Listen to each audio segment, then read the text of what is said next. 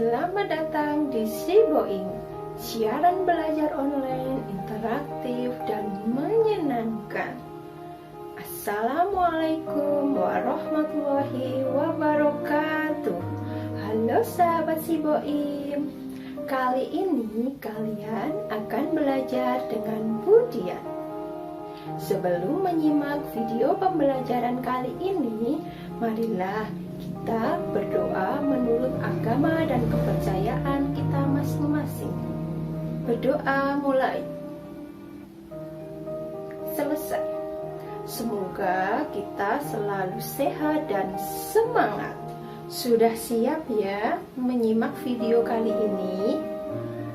Kita akan bersama-sama belajar materi kelas 4 tema 9, kayanya negeriku, subtema kedua yaitu pemanfaatan kekayaan alam di Indonesia, pembelajaran 1. Baiklah, dalam video ini anak-anak akan belajar tentang 1. Mengidentifikasi perubahan bentuk energi. Yang kedua, mengidentifikasi jenis-jenis sumber daya alam. Dan yang ketiga yaitu membuat laporan hasil wawancara.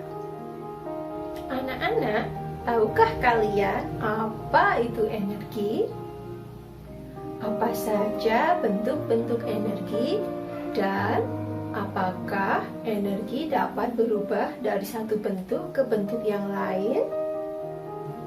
Energi adalah kemampuan suatu benda untuk melakukan usaha atau kerja.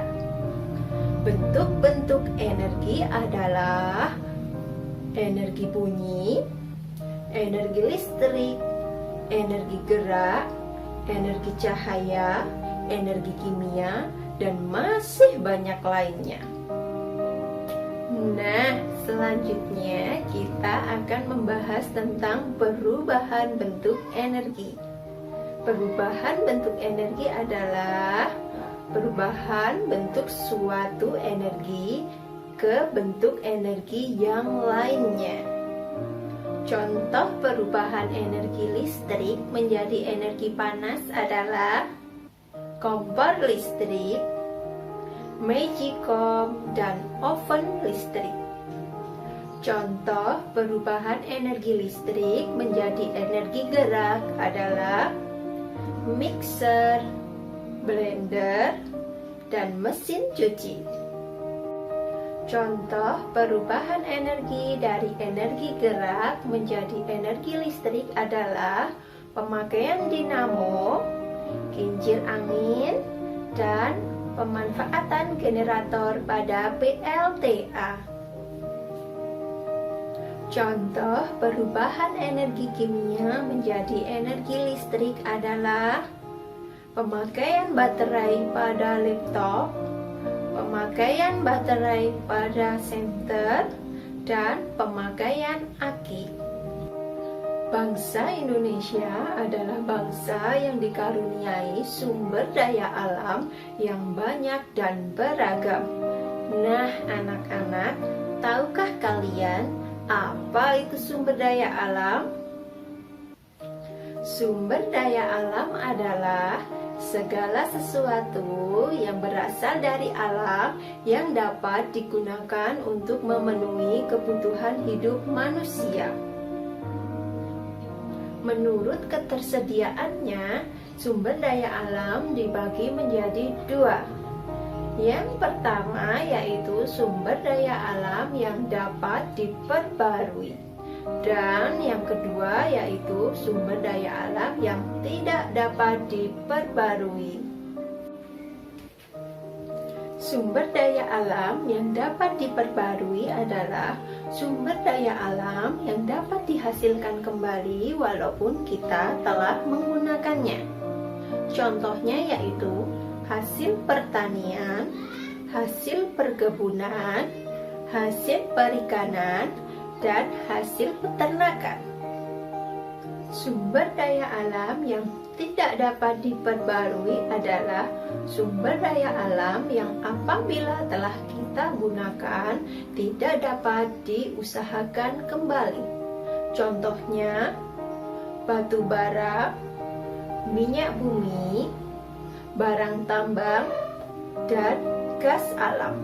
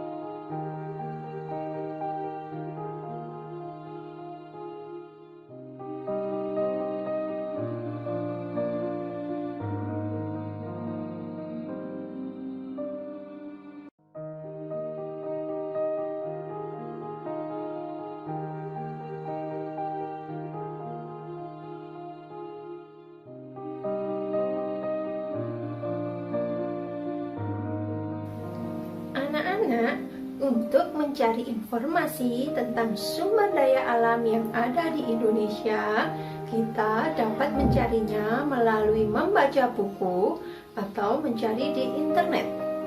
Selain itu, kita juga dapat mencari informasi melalui narasumber, yaitu melalui wawancara. Setelah kita melakukan wawancara, tentunya kita harus membuat laporan hasil wawancara. Nah, anak-anak, kira-kira apa saja yang harus kita tuliskan pada laporan hasil wawancara? Yang harus ditulis dalam laporan hasil wawancara adalah 1. Nama pewawancara, 2. Nama narasumber, 3. Waktu pelaksanaan wawancara, 4. Daftar pertanyaan yang diajukan, 5. Jawaban pertanyaan, dan yang keenam adalah kesimpulan. Nah, anak-anak, kita sudah belajar yaitu tentang perubahan bentuk energi. Yang kedua tentang mengidentifikasi jenis-jenis sumber daya alam. Dan yang ketiga yaitu membuat laporan hasil wawancara. Anak-anak, coba sekarang tulislah di buku tulis kalian 3 contoh perubahan bentuk energi. Yang kedua, tuliskan 3 contoh sumber daya alam yang dapat diperbarui dan tidak dapat diperbarui. Dan buatlah laporan hasil wawancara pada buku tulis kalian. Demikian video kali ini. Semoga video ini bermanfaat untuk anak-anak sekalian. Assalamualaikum warahmatullahi wabarakatuh. Tetap semangat belajar, di mana saja, kapan saja kalian luar biasa.